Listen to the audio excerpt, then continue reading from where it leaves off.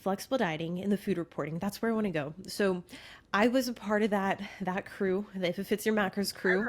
Um, and I think at the time, I think the intention was good, but looking back, I mean, there were some of us Hana Devore, like we talked about this on our episode too. We're just I like, talked about Tahana. Yeah. Oh my gosh, I see yeah, our shows. I'm like, oh hey. my gosh, like I I think the intention was good, but I think with maturity on my part, I came like, okay, how much of an ego am I going to have around this? How much pride do I have around like I will call it teenage angst to like eat these foods knowing that it's probably not doing me any favors. It's definitely making me hungrier. It's definitely making it harder to adhere. But then also there's going to be a discrepancy in food reporting, and I think for me when I was able to not necessarily cut out like all processed foods because like my last prep I was very regimented, food reporting was high, but I had yakisoba as my carb source for the first like 12 weeks. I was like, yo, I'm going to stick with the same brand, same amount, same cooking method. I'm going to make sure food reporting's high, but like it still felt like a little bit of that like like this is my thing. Like I'm going to continue with this because I'm getting results. I'm not seeing it affect me negatively.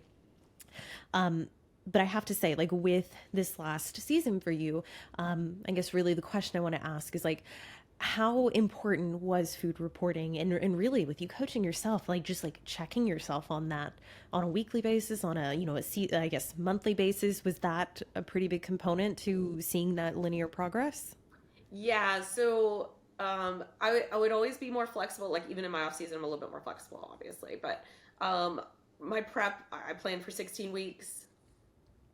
I'm not gonna lie, right when 16 weeks out, I really was tight. I actually never went out to eat.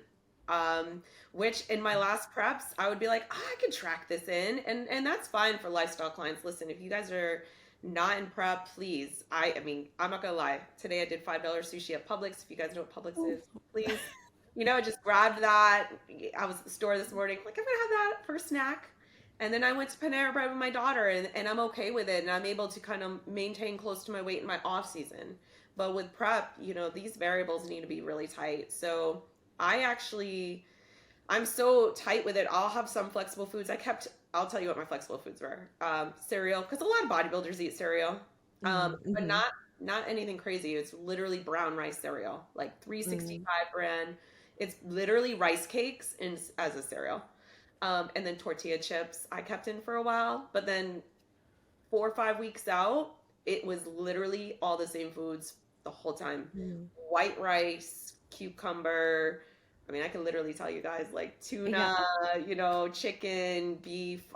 And I would utilize Icon meals a little bit, some of their bulk foods, potato, egg. Like I do the whey isolate all the way through. There's Mm, a good one that I like through Nutrex Research that I keep in all the way through. Cream of rice, I'm obsessed with. Like I love all those, and I will keep mm, that in. But fruits, vegetables, I keep in almond butter, coconut oil.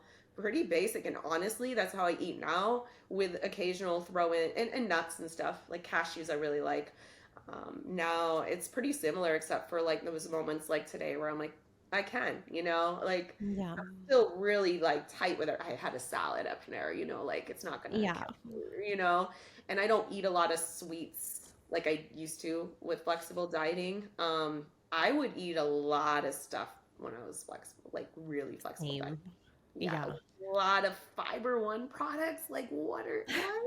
A lot of fake sugars, a lot of supposedly 0 calorie, low calorie, 5 calorie things that were not 5 calories. Like I'm right there with you. And I mean, I guess like I want to hear your perspective being as seasoned as you are in the sport at such a high level with the no untracked meals. Was this the first prep that you approached it that way where you were like, okay, nothing, this is it. Like we were just dialed in from the get-go. It minus when yeah, actually, because even during my first season NPC, I was going out every week. I do remember now. I was actually thinking about that today because I'm like, how long does it take for an untracked meal to fall off on my weight? Because even now, I'm trying not to take them every week because I'm trying to keep my weight at a certain amount, right? Like I'm trying not to put excessive Mm, amount of fat. I'm trying to slow the rate of gain. I'm trying to keep it at 0.25 right now. I've been at zero point 0.4 and I'm 20 weeks post show right now. So I'm trying to slow that, and I'm like, I know where I'm going. Like it's because I'm going out to eat, and it's throwing the rest of my week off. But yeah. So my prep for my last pro show was very tight. I didn't go out, but I only did a 9 week prep, so that was easy. I would do a flexible diet. So every Saturday, I wanted frosted flakes and I wanted to make a homemade pizza. So on my flexible day, I would do that for my macros. This prep, I did not do any of that. I would make my own poke bowl. That was probably as Mm. flexible as I got.